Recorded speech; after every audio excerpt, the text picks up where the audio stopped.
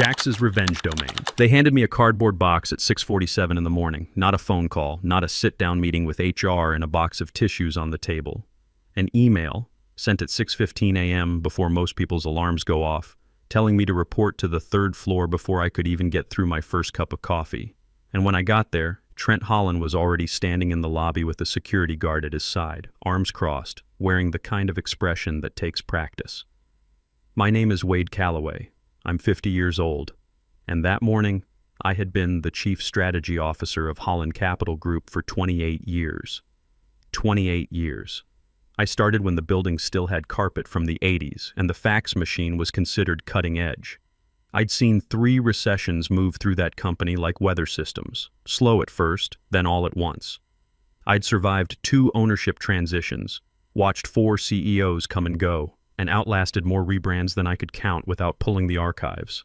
Restructured the entire operations division in 2019, and personally negotiated a supply chain framework that cut our annual overhead by $38 million. My name was on more contracts than I could track without going back through the files, and I was getting walked out the door before the coffee cart showed up.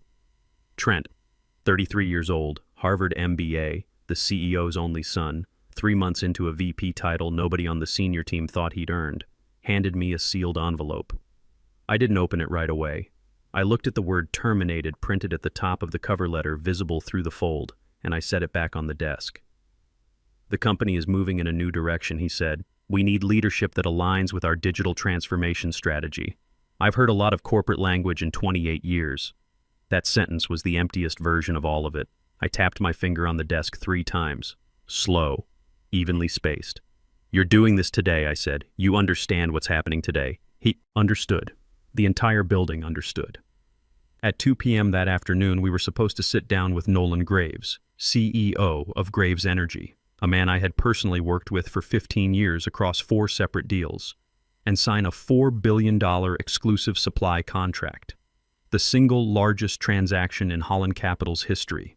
A deal I had spent 3 years building from a cold call into a signed term sheet, flying back and forth, sitting through dinners that ran until midnight, rebuilding trust every time something fell through on our end.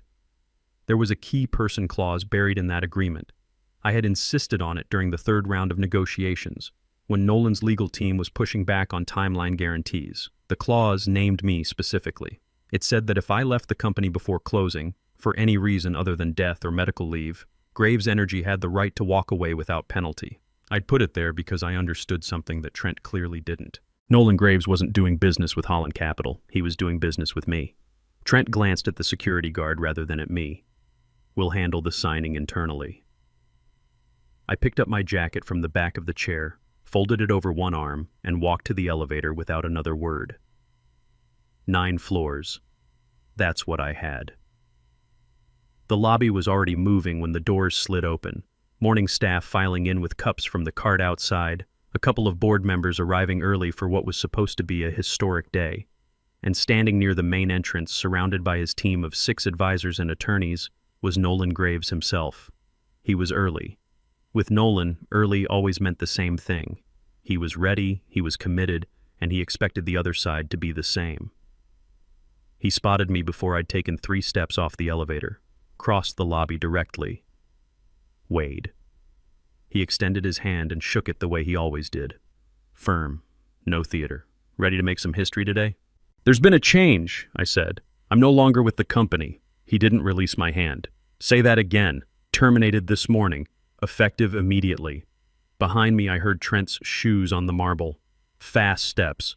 Closing the gap. Mr. Graves, if we could step into the conference room, the team is prepared and we're ready to move forward on schedule. Nolan let go of my hand and turned around, slowly. When a man who built a $4 billion energy operation from a single regional fuel distributor in Tulsa turns and looks at you the way Nolan looked at Trent Holland in that lobby, you learn something about the difference between authority and title.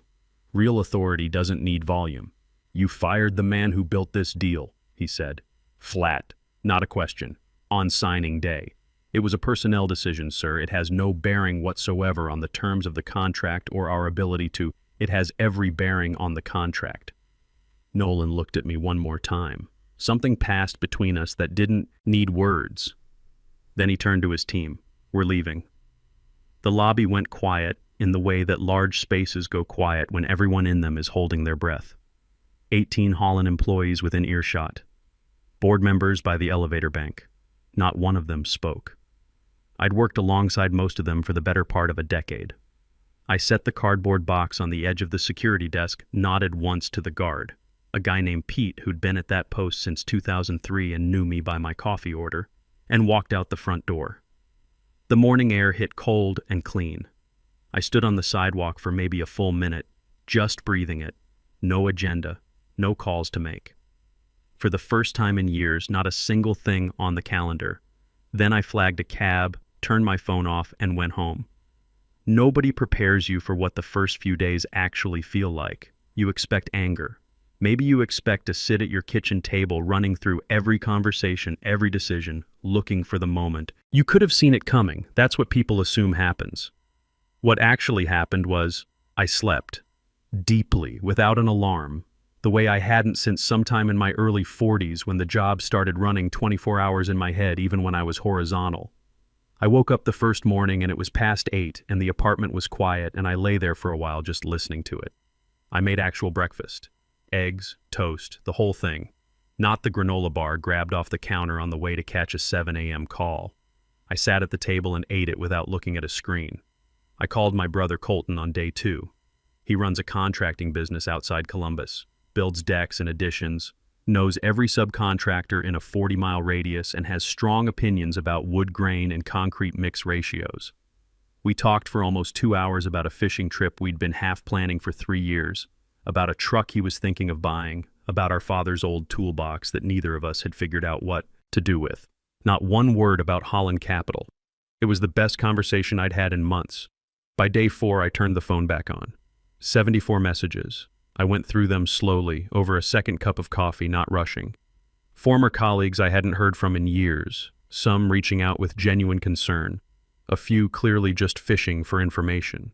A handful of recruiters who'd seen the headlines without reading the full story. 3 board members from companies I'd helped through deals in previous years, each leaving some version of "let me know if there's anything I can do." One of them, a man who ran a mid-sized logistics operation out of Cincinnati, left a voicemail that ended with, "Whatever happened over there, Wade, those people didn't deserve you." I saved that one. I'm not usually the type who saves voicemails. Holland Capital's stock had dropped 31% on the day of the walkout. By the following morning, it was down another 18%. Someone in that lobby had talked. I had a strong suspicion who, though I never confirmed it. And by noon on day 1, every financial trade outlet was running a variation of the same story. Graves Energy withdraws from $4 billion deal following CSO termination. The wire services had it by evening. By morning, it was in print. The market had given its verdict. Now I needed to decide what to do with mine. Philip Holland called me personally on day 6. I almost let it go to voicemail. I'd been sitting on the balcony with a cup of coffee, watching the street below do nothing in particular, and when his name came up on the screen, I held the phone for a few seconds before answering. Part of me wanted to see how many times he'd call before giving up. The other part, the part that had spent 28 years solving problems for that company, picked up. He sounded like a man who hadn't slept in a week. Philip Holland was 68 years old, 3 months from a retirement he'd been planning for 2 years, and he'd spent 4 decades building a company that his son had just taken a sledgehammer to in a single morning. "Wade, we need to talk. I'm listening. The board wants to meet." He paused. I could hear him choosing his words the way a man does when he knows there's no good version of what he's about to say. "The situation here is worse than we anticipated. I know what the situation is, Philip. I've been reading the same reports you have.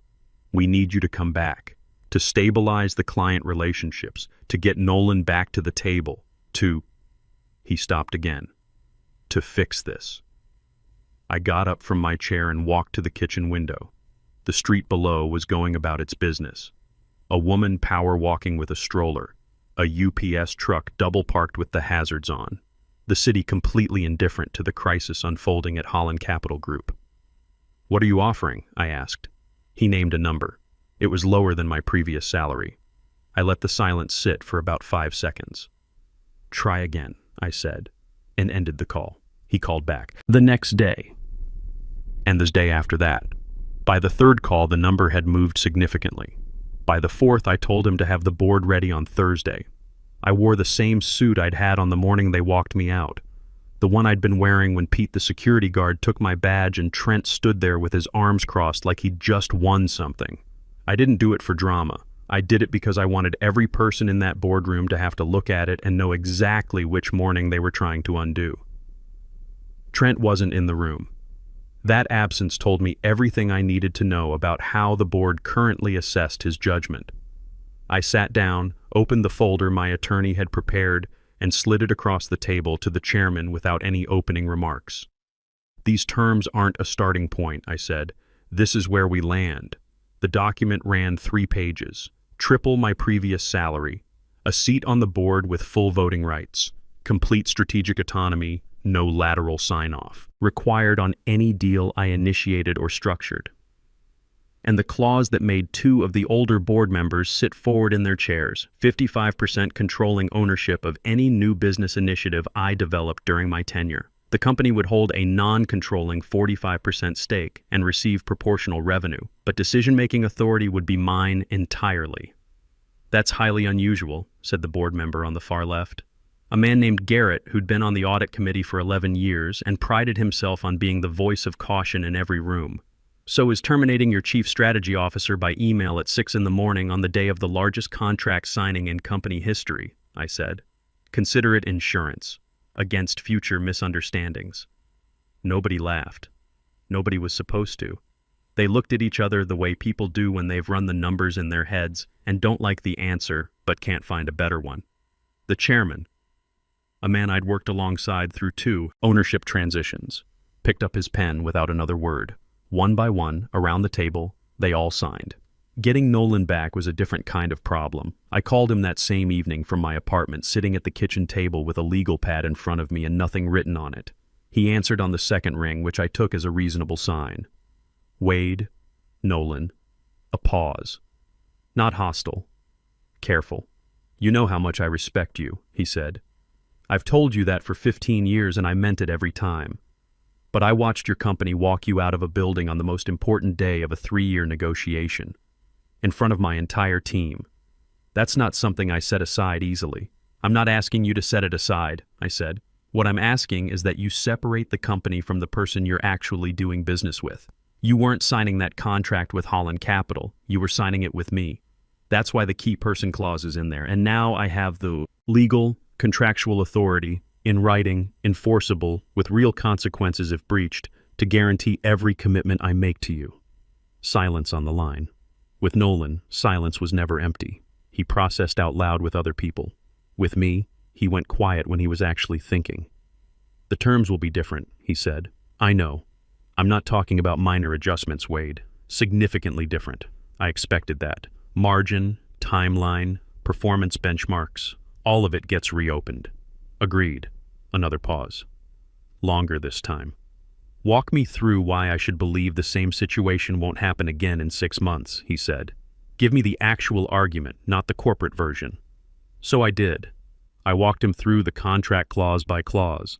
I explained the board seat, the autonomy provisions, the ownership structure on new ventures. I told him that for the first time in 28 years, I had contractual leverage inside that company, not just institutional trust, which had proven to be worth exactly nothing when it mattered. I told him that if they ever tried to move me out again, they'd be unwinding a legal structure that would cost them more than the deal was worth. He asked questions, specific ones, the kind that told me he'd been thinking about this before I called. We went back and forth for nearly 2 hours. By the end, the deal was still alive, restructured, yes, with terms that had moved in his favor across almost every line item, but alive. "I'll have my team send revised heads of terms by Friday," he said finally. "I'll be ready." "Wade," he paused one more time, "don't make me regret this." "I never have," I said. "The renegotiated deal took 10 months to close. The final terms weren't what I'd originally built. The margin was thinner, the timeline was compressed, and there was a quarterly performance review tied directly to my continued leadership, something Nolan's lawyers had insisted on and I'd agreed to without hesitation. It wasn't the deal I'd spent 3 years constructing. But it was real, it was signed, and it was enough to stop Holland Capital's bleeding and give the company a credible path forward. And the whole time it was happening, I was building something else entirely. I'd been thinking about Legacy Consulting Group for longer than I'd admitted to anyone, including myself. The idea didn't come from getting fired. It came from watching what happened to companies when the people who actually held them together walked out the door. I'd seen it twice at Holland alone, once in 2009 during the first ownership transition, once in 2016 during the second. Both times, the new leadership had looked at the senior team and seen a payroll line item instead of an institutional library. Both times, they'd cut aggressively and then spent the next 18 months trying to figure out why everything kept breaking down in ways nobody could diagnose. I knew why. The people who knew why a process existed, not just how it worked, but the specific failure it had been designed to prevent, were gone. And nobody had written any of it down because nobody thought they'd ever need to.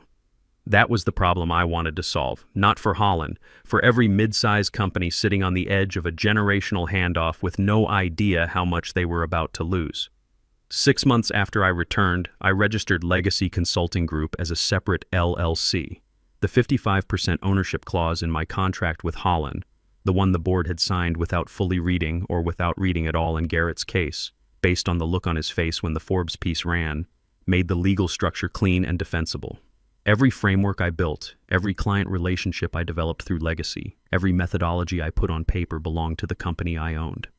Holland held a non-controlling 45% stake and collected proportional revenue from it. That had been part of the deal they signed. It was right there on page 2. The first person I brought in was Renee Caldwell. Renee had been running product development at Holland for 9 years. She was 44 years old, sharp in the way that doesn't announce itself. And she had a quality I've rarely found in corporate environments. She could tell you exactly what was wrong with an organization without needing anyone to validate the observation first. I'd watched her sit in meetings where the consensus was clearly wrong and wait, patiently, until the consequences proved her right, rather than waste breath arguing. That's a skill most people never develop. I laid out the model over lunch at a place near the office. A diner, nothing fancy. The kind of spot where the booths have high backs and nobody can hear your conversation. Boutique consultancy, operational transitions and succession planning, target clients, family-owned businesses in that 18 to 36-month window before a leadership handoff, when the institutional knowledge is most at risk and the incoming generation is most likely to mistake confidence for competence. She listened without interrupting, which was another thing I'd always respected about her. When I finished, she put down her fork. "I'm in," she said. "When do we start?" "We already have," I said. The first 90 days were slower than I'd expected. That's not a complaint. I'd planned for slow. Legacy wasn't a concept I was rushing to market. I was building something meant to last, which meant taking the time to get the methodology right before putting it in front of clients. Renee and I spent those months developing the diagnostic framework we'd eventually use with every client. A structured process for identifying where institutional knowledge lived in an organization, who held it, and what happened to it if they left tomorrow. We got our first paying client in month 4, a family-owned manufacturing company in the Chicago suburbs, 3rd generation, father preparing to hand over to his daughter. Classic situation. The father knew where every load-bearing wall was and had never written down a single one of them because for 30 years he'd never needed to. His daughter was smart, capable, and walking into a building she didn't fully understand yet. We spent 3 months with them. By the end, they had a documented operational playbook, a transition timeline, and a communication structure between the 2 generations that actually worked. The daughter called me 6 months later to say it had gone smoother than anyone had expected. The father called separately to say the same thing, which told me everything I needed to know about whether we'd done the job right. That referral led to 2 more clients. Those led to 3. By the end of year 1, Legacy had billed $12 million and had a waiting list. The Forbes piece ran about 8 months after I returned to Holland. The journalist had found me through a contact at Graves Energy. I've always suspected it was Nolan himself, though he denied it when I asked, which with Nolan means it probably was him. The headline read, "Age Discrimination in the Boardroom, One Executive's Answer." I hadn't pitched the angle. The reporter had drawn her own conclusions from the facts, which I'd laid out without editorializing. Nolan gave a quote. He said that institutional knowledge was the most systematically undervalued asset in American business, and that any company willing to discard decades of operational experience for the sake of optics deserved exactly what it got. It was the kind of quote that doesn't get pulled back after publication. It ran in 14 trade publications within the first week and ended up in 3 business school case studies by the end of the year. The phone rang for 3 weeks straight. The Holland board found out about Legacy the same way most of the business world did, reading it over their morning coffee. The chairman called me within the hour. His voice had the particular flatness of a man trying to control a reaction. "You could have told us," he said. "I did tell you," I said. Page 2, Section 4, Paragraph 3. "The contract you signed, all of you." A long pause. "The board is going to have questions about focus," he said, "about whether this creates a conflict of—" "The board approved an employment contract that explicitly authorized this structure," I said. "If there are questions, they're about the board's own due diligence, not about my conduct." He didn't call back after that, not about Legacy, anyway. Philip retired on schedule 3 months after my return, as quietly as a man can leave a company his family had run for 40 years. Outside leadership came in.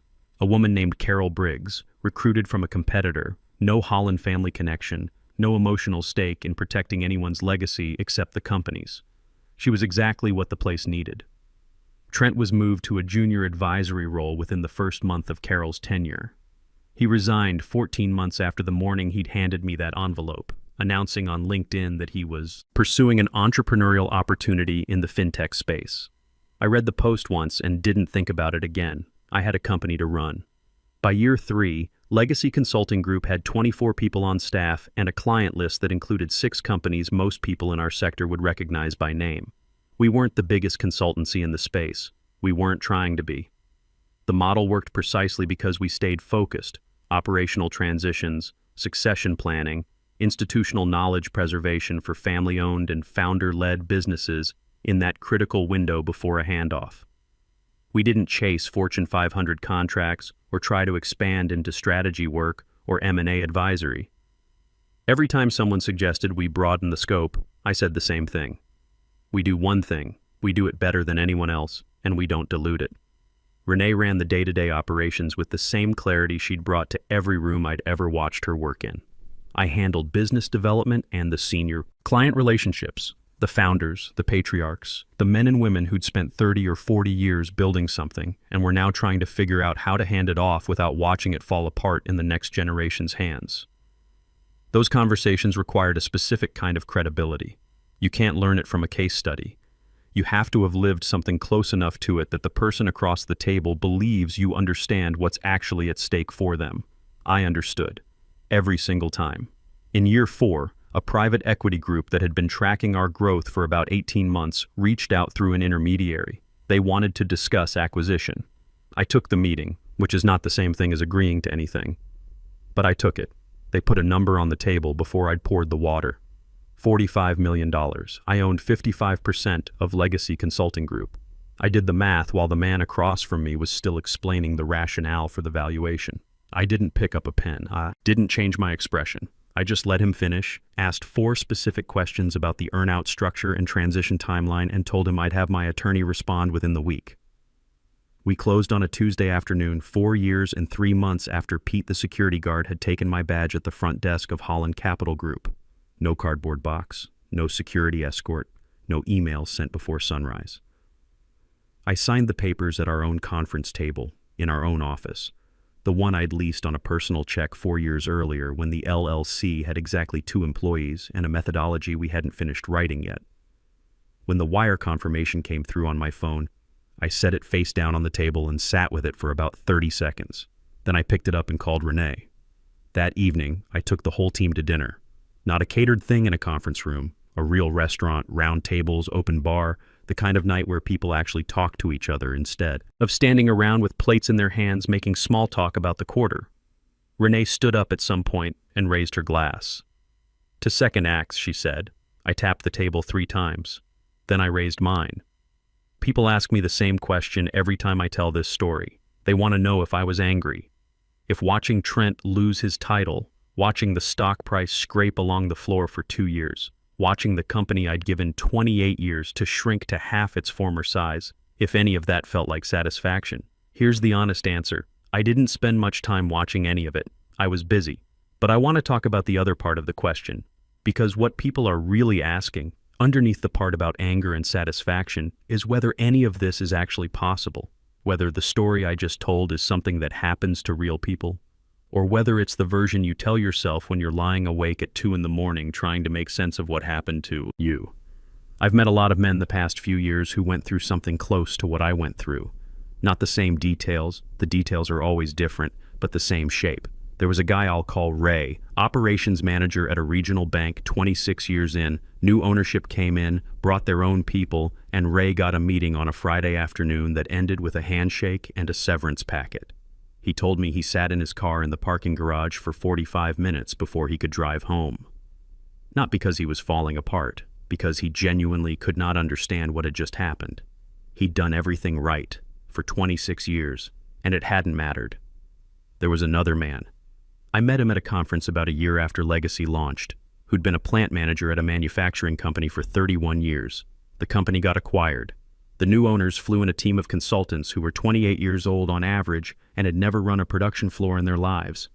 Within 8 months, they'd optimized 3 processes right into the ground and couldn't figure out why output was down.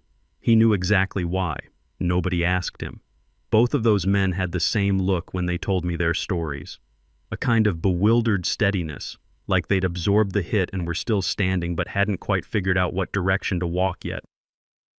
Here's what I'd tell them, and what I wish someone had told me on that sidewalk outside Holland Capitol on a cold morning with a cardboard box in my hands.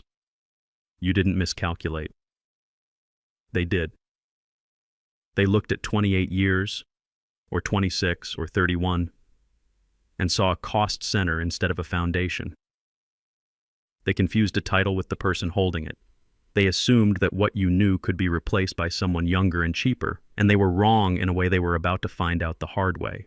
The market is unsentimental. It doesn't care about org charts or digital transformation strategies or what some 33-year-old VP decided on a Tuesday morning. It cares about whether the work actually gets done and whether the people doing it know what they're doing. That's the thing about real experience. Nobody can email it away from you. It doesn't sit in a building you can be walked out of. It doesn't live in a badge that gets handed to a security guard.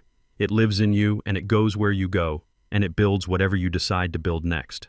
I decided to build legacy. You'll decide something else, something that fits what you know and who you know and what you've spent your years getting good at. But the decision belongs to you, not to whoever sent that email. Whatever Trent Holland thought he was saying at 6:15 on that Tuesday morning, I spent the next 4 years writing my answer. If you've stayed with me this far, thank you. I mean that. Drop a comment and tell me which part of this hit closest to home.